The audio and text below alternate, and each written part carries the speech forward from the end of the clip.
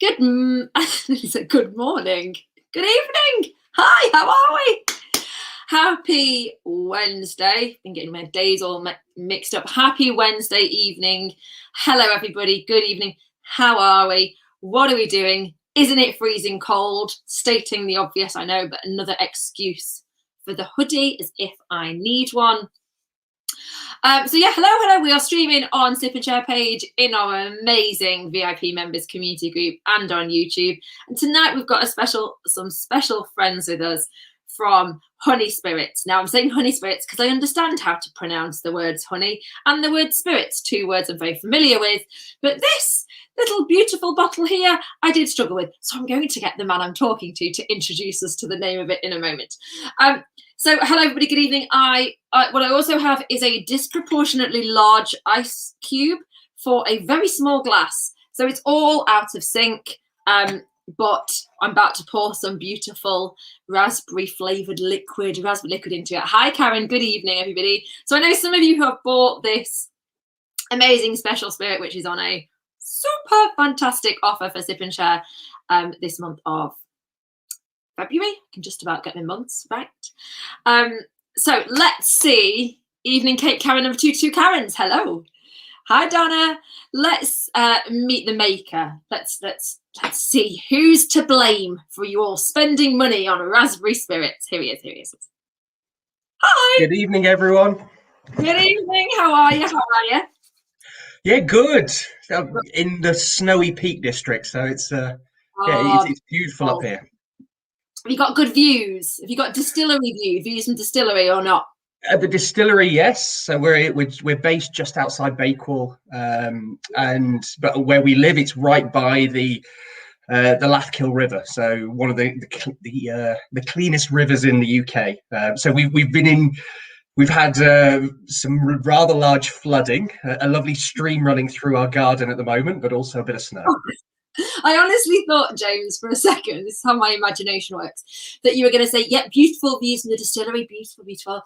But we live next to, and in my head, I said main road, which is not glamorous at all. We live next to a main road, so we don't have any views. But I'm pleased to see you live next to a beautiful crystal clear lake. So nice to meet you. I love the fact we've got over the shoulder, you've got like the honey, the nod to the honeycomb beehive thing. Other way, it's back to front. So introduce yourself for us, please, sir. Tell us who you are, what's your name, and where do you come from? So my name is James Mather. I am one half of the owners of Honey Spirits and Derbyshire Meadery. So we are a craft distillery and meadery based up in the Peak District, producing, and just so you can pronounce it properly, Apoteca Gin. Okay, so straight away, I've been saying it wrong, which I think I've said it wrong several times, both to members and others. Apoteca. Apoteca, yes.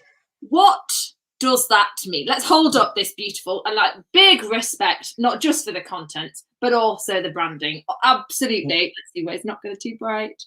Where are we there? Apoteca.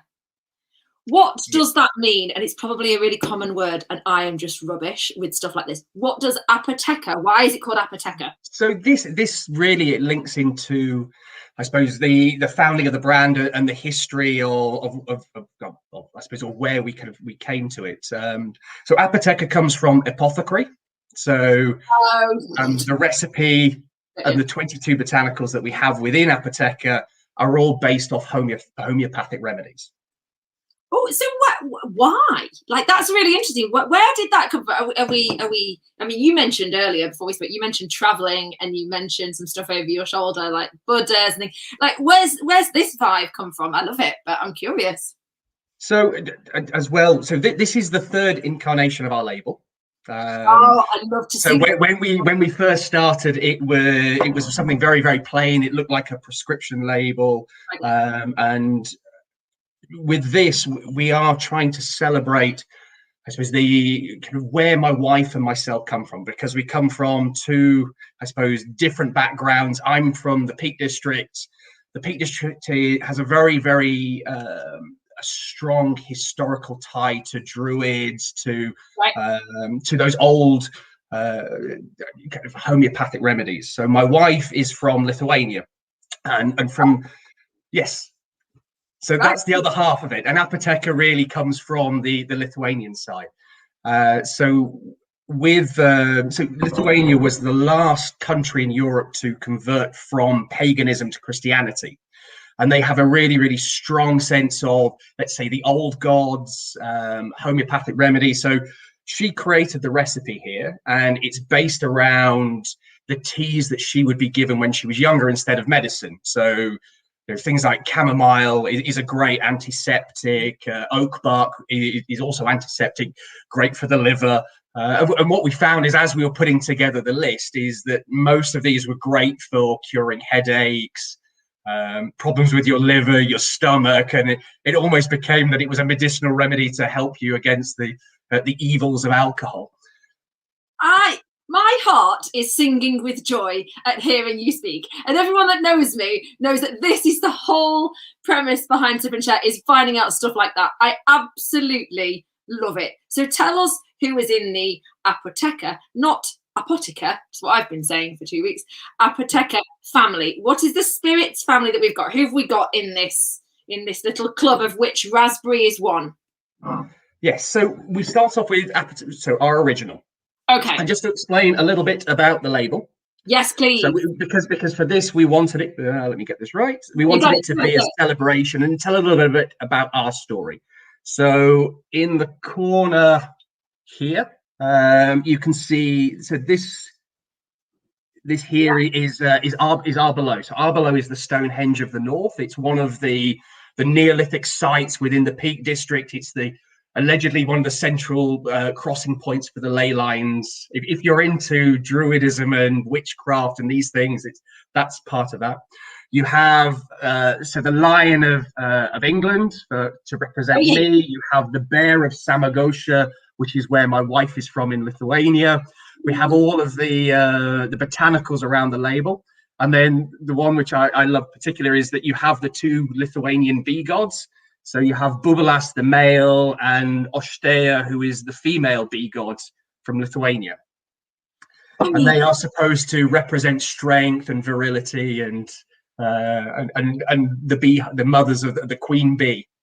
I am in love with that story, with everything about what you've just said, and the integrity is just amazing. So you started off with a simple label. When did you start, by the way? When was label one? How long has this been going? So we started off when we lived in the Middle East for 9 years. So my background is I started off in wine I'll show my age, 26 years ago. Yeah. So I started off making wines, and that's also where the mead part came from. Right. And then I've basically been working in the Middle East, working for alcohol brands over there.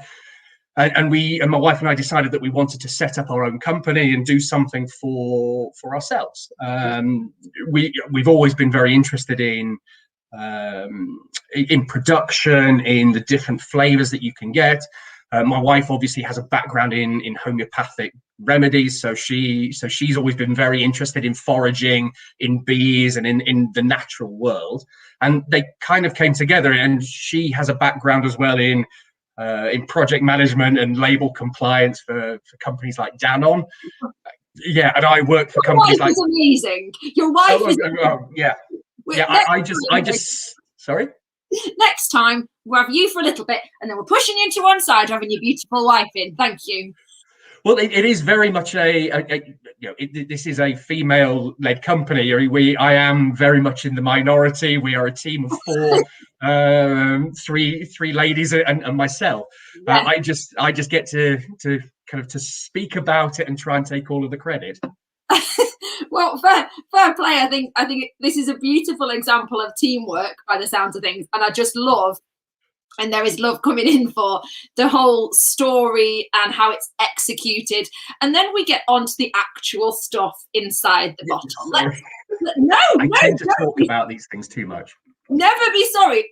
Trust me when I say you are filling my heart, and currently 20 people watching, heart with joy hearing this. So do not apologize for that. So tell us what's in it. You said 20 people. Tell us what's in it whilst I make one. So Apoteca Raspberry, we always start as a base with the Apoteca Original. Okay. So The first thing about Apoteca, which is slightly different from the majority of gins out there, probably 99% of the gins out there, is that we start with a rye base. So it's not the usual grain or potato base for a lot of gin distillers will use. Now, this is where my influence kind of came in, because I started off dealing with vodkas. For me, the Polish, the Lithuanian vodkas, which are made from a rye spirit, I prefer that style. Yeah. Rye spirit has a slightly softer, spicier style of alcohol, whereas I find sometimes the wheat or the grain spirits tend to be a little bit more fiery. Okay. So when we started off as the base, I wanted something that we could sip as well as create as something that you could then you could mix as well. Yeah. To that, we have 22 botanicals. Okay. Now, we obviously we have a few of the classics. So we have cinnamon or cassia bark. We have juniper, obviously, and then we have orange for the citrusy style. And then we didn't want to go down the honey route because we wanted it to be a London dry. We wanted it to be.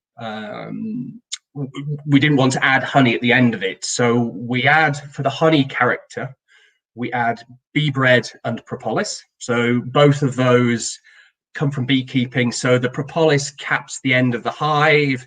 It's one of the superfoods. Bee bread is basically, it's lacto-fermented pollen that the bees eat. Ah, I love that. Okay, I didn't know that. That's brilliant. Okay, wow. Yeah.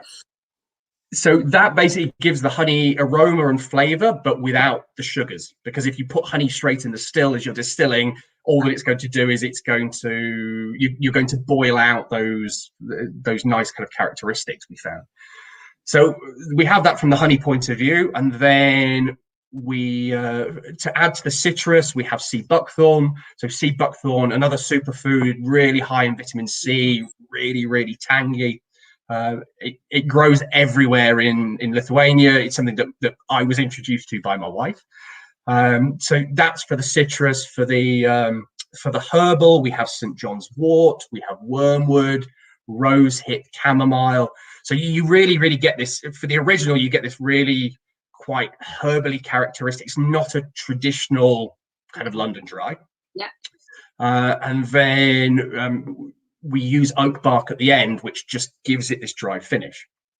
Now, we started off with the original, and then we were doing the gin shows about 3 years ago, and everyone who came up wanted pink. Everybody wanted fruity liqueurs. We had people who came up, they would try the gin and they'd almost spit it out because they go, "Oh my God, it's so alcoholic." And we go, "Well, it's 43%. It's a gin." So we decided that what we wanted to do is, if we're going to launch a fruity gin, yeah, it had to be according to what our values as a company, which were natural, no added flavorings, nothing. But we wanted to have something that you got that flavor. You got a lot of flavor packed in there. Yeah. So for the raspberry gin, firstly, it's 40% alcohol. And so a proper gin. Yep. We wanted the juniper to still be present, and the way that we managed to achieve what we have is by throwing kilos and kilos of raspberry on top of our Apoteca original, and then we leave it until the raspberries have no flavor. They're white, and all of the color, all of that raspberry flavor, any sweetness in there, it comes from the actual fruit itself. How long does that process take? I mean, the leaving it, the kind of patience where you've got to sit there. How long is that? Usually it will take a couple of months for us to get that color to come out. If we rushed, we end up throwing more and more. We put more raspberries in to try and get the color quicker. And is it the same method with, did you say you have a blackberry? Is it blackberry? Yes, so we have the blackberry as well. Okay. And when did that come out relative? So we had original, was it original, then raspberry, and then did blackberry come out afterwards or same time? Or we did blackberry 2 years ago as a limited edition. We struggled to get the blackberries because we tried to forage as much as possible. We did a very small batch of elderberry, which it was almost port-like. It was there was this dry, bitter tannin to it as well.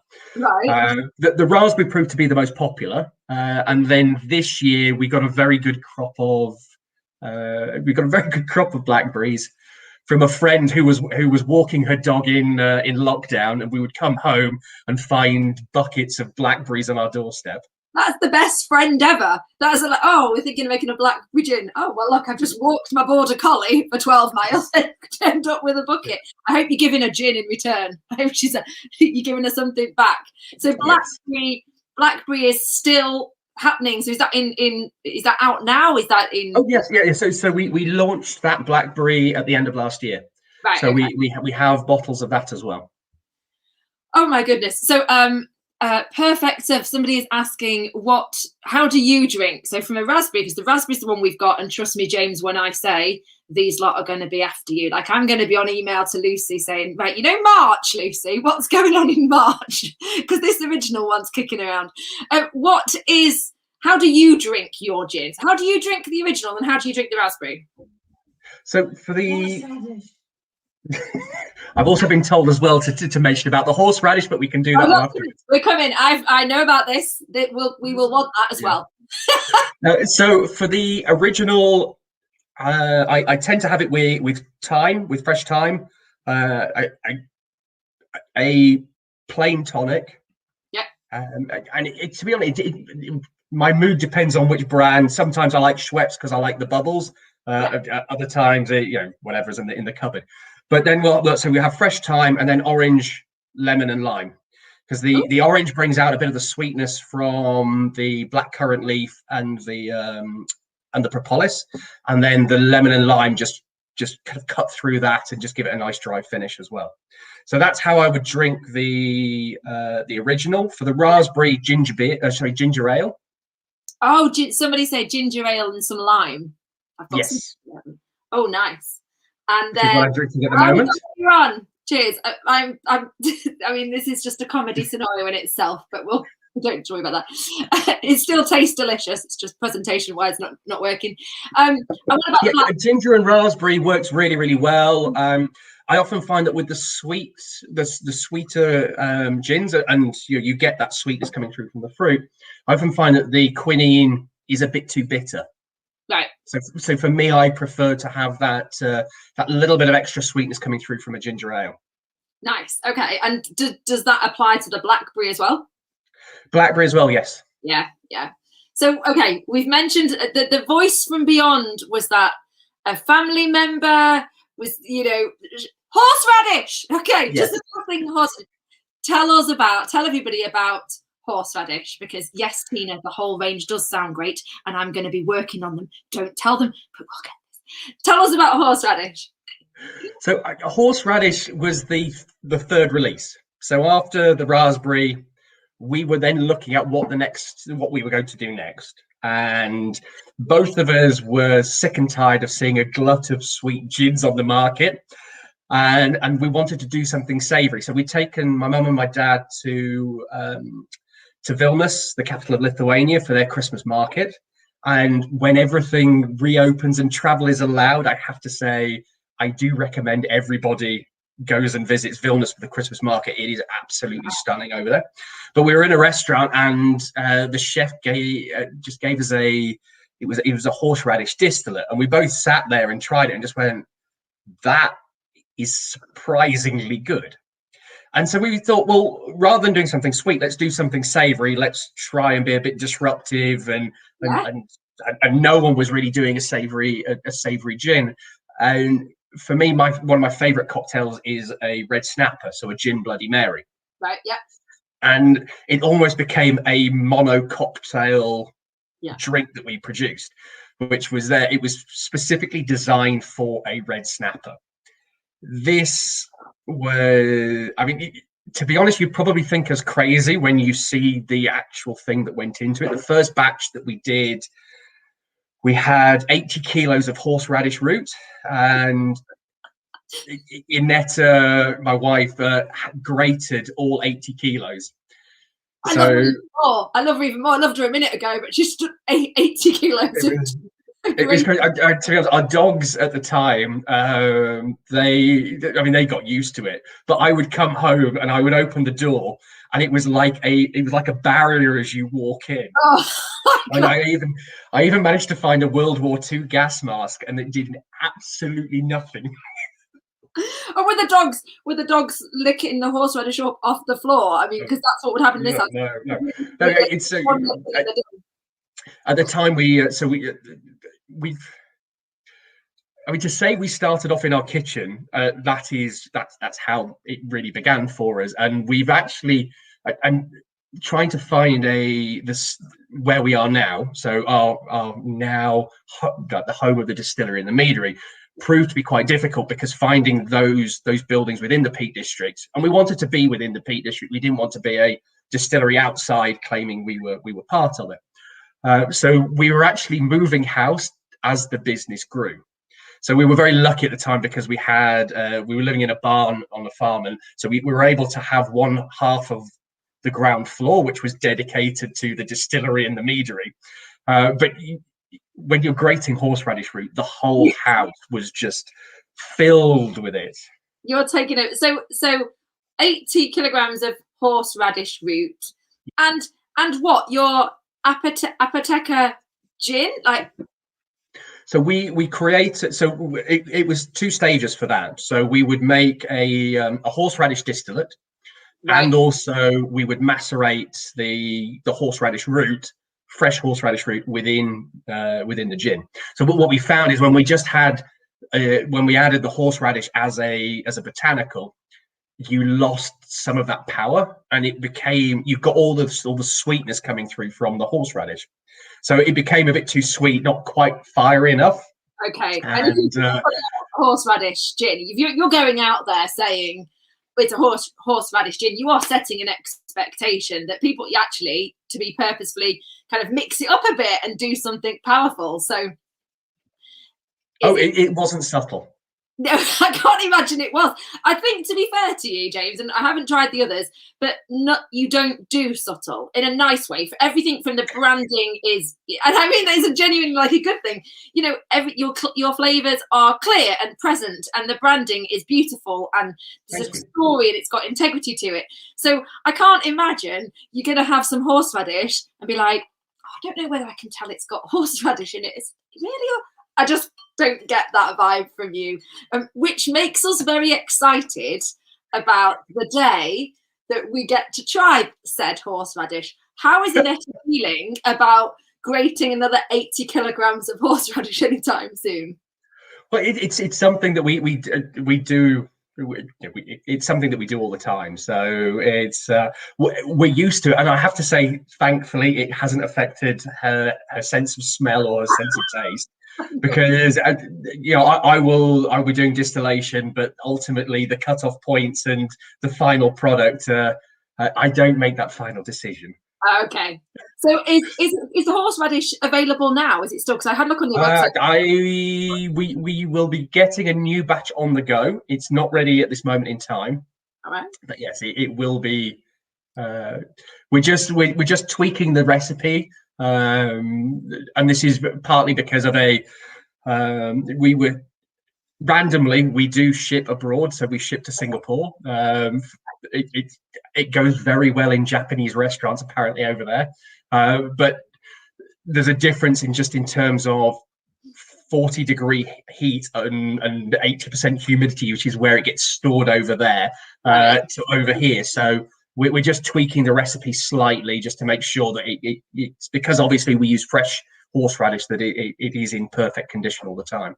Well, I can already feel, Tina, I would buy it. I do exist. Goodbye. We love you. I can already feel the members going, oh my goodness, this sounds really interesting. And us all saying, let's just all get one and then drink it together. And it's like that sort of, everything about what you're saying and the branding, and as I say, has got integrity, and the flavour profiles, I don't doubt, from the original as well as the raspberry, are clear and integral and just of quality at every sense. And so the horseradish makes us go, right then, well, we've had this one and we're happy with this. Let's push the boat out and see what horseradish does to us all. Well, I have to say, with the horseradish, we actually started getting known because of the horseradish. Oh, really? Yeah, I think because a lot of people just thought we were a little bit weird and crazy. But everything that we do different. We're doing things that we like, and thankfully other people are liking as well. And that shows. 2020 was actually it was a great year for us. We entered into 5 competitions, and we won medals in all 5 of them. So it was great to be able to then get that recognition. Yeah, absolutely. So in terms of thinking about what you're known for, just talk to us for a minute about the meadery side of things. So is this come from your wine? You mentioned at the beginning the wine background. Tell us about how the meadery works and what your role is. Any horseradish stuff going on over there or not? Well, we do. Yeah, there are influences between the two. Okay. So at the time, because obviously we're using bee products within the gin. In one of our previous houses, Inetta started tending the hives in our local villages. So she was helping and really getting an introduction into beekeeping. Yeah. So as part of Lithuanian culture, bees are actually considered to be quite sacred, and there's a lot of the development of words has come from things around the hive. So it's always been very important for her. So she's always wanted to do something with bees. Right. At the time, I started getting a reaction to beer, and it turns out that I was getting a reaction to barley in beer. She was getting lots of honey. I had to stop drinking. But at the same time, I had done winemaking when I was a bit younger. I had brewed my own beer, so I started playing around because I didn't want to stop drinking. So we started fermenting the honey, adding some hops, trying to produce something that was sparkling and something that I would like to drink. Yeah, that's where it began.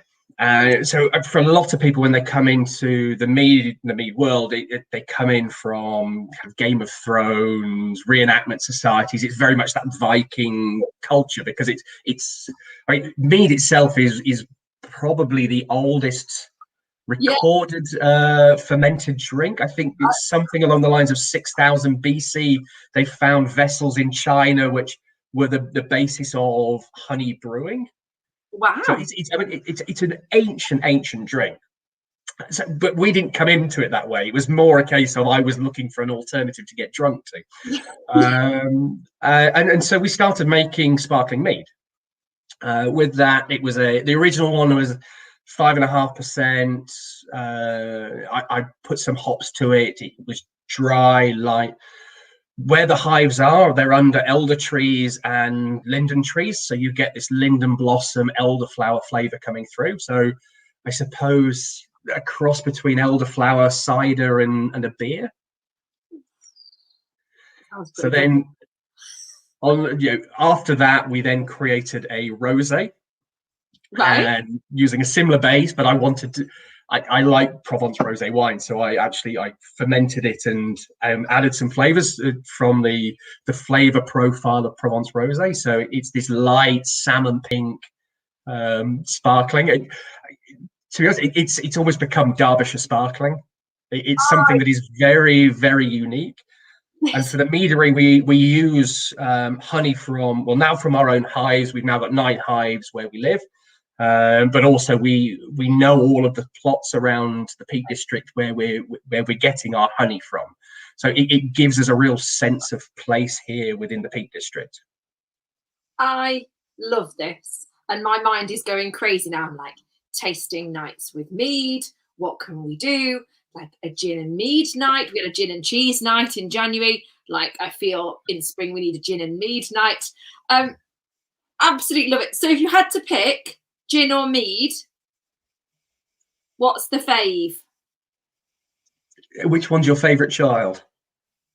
Poppy. I'm joking, she's not, it's Annabelle. It's, I mean, for us, so as an example, so this is that's our gingerbread mead that we did at the end of last year. Gingerbread mead. So it's not just the sparkling meads we do. We now do a range of 12% wine-based or wine-style meads. So each one is 100% honey. I would say the wine geek in me, I love dealing with mead. So we're doing this thing called terroir series. So terroir is this very pretentious French word for basically the grapes. They take on the characteristic of the soil, the amount of sunshine, the aspect of the slope, all that. So what we found is with honey, different parts of the Peak District give us different flavors. So we can have almost by the, for where we get linden honey or lime leaf honey, from different parts of the Peak District, we get different flavors from that, where it's like a monoplant honey. So it for me, my wine geeky side, I really love that, because for that it's all about my natural winemaking and bringing out different flavors for different products.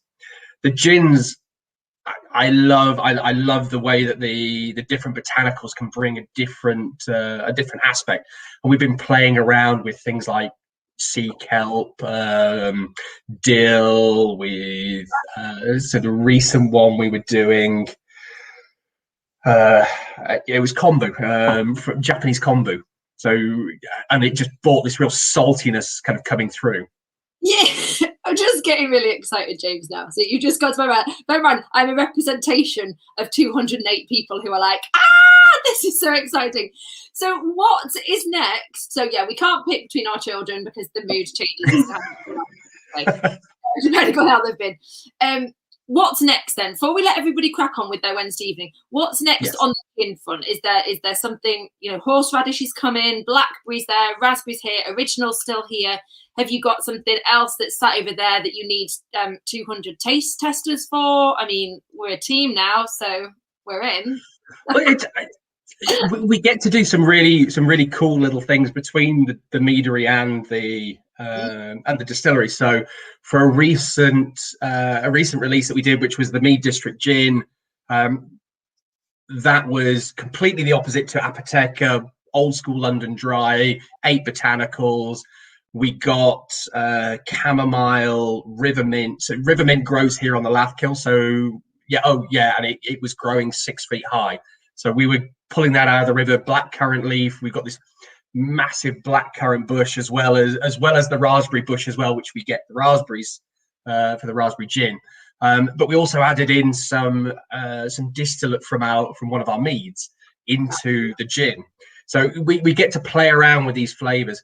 We also did a heather mead last year, and we'd aged it in cask, which then meant that we had a heather mead cask, and we were able to then put the Apoteca in that, and we created a mead cask finished gin. So we get to play around with all of these little flavors. We're getting from the hives that we have at home. We've got about an acre of meadow as well, and it was filled with meadow sweets during the summer. And so all of our hives, we got meadow sweet honey, and the flavor is just incredible. So there's lots of things in development at the moment. I am sticking very close to you guys. Don't worry, team. We're not going anywhere. We're not letting them go anywhere. This is so exciting. Well, let me conclude by saying, first of all, and I should have said at the very beginning, thank you so much for the incredibly generous offer that you have given to Sip and Share members. I don't doubt for a moment that more sales will happen as a direct result of this conversation, because I think there's one thing, the liquid itself, but actually understanding you and the story, and James, to be honest, the respect I have for you, for the knowledge in your head. I mean, I get away with shaking my hands and smiling. You've got actual content in there. It's amazing. Just shows your expertise and your energy and how that has been applied to the product. So from our perspective, thank you so much for giving us this special offer, as well as your time this evening. Yeah, love you. Look. Oh, Rachel clicked too soon. Love your story and passion, James. Yes, we do. Oh, thank you. And I hope that that all the people who are buying it, that they're enjoying it. And I posted about the Clover Club. Certainly try some, to play around. It's not just there to be as ginger ale and gin. You can certainly play around with it in cocktails as well. We had a little. We won't go into now, but we did have a little chat about egg whites. The members know how I feel about egg whites. Sometimes it's got to be done. But yeah, you can use aquafaba. So aquafaba is it sounds disgusting, but it's the liquid from chickpeas. Oh yes, I've been told this before, and I literally sit on the fence as to whether I would want the liquid from a chickpea or an egg white. And so, having 6 chickens, egg whites are much easier accessible. I could just drink it and close my eyes. Yeah. No, and thank you for sharing that cocktail. I'll also put it on our page as well. And with a link to you guys. So thank you so much. Thank you for the offer. And I reckon I'll be speaking with the lovely Lucy that you work with very soon about both this and other stuff. Oh, they'll be on my back. They'll be on my case, James. So I've got to do it. So thank you for this evening. Thank you to everybody who has joined us. And cheers. Cheers, my disproportionately large ice cube, James. And well done to Inetta for everything you're doing. For doing everything. Yeah, everything you're doing and doing everything. She labels, waxes, hand stamps all the bottles. Everything. Hard working and gorgeous by the looks of things as well. I got a sneak peek of her when she popped her head in. Okay, right. Goodbye, everybody. Thank you so much for this evening. Thank you, everybody. Right, see you soon, everyone. Bye-bye.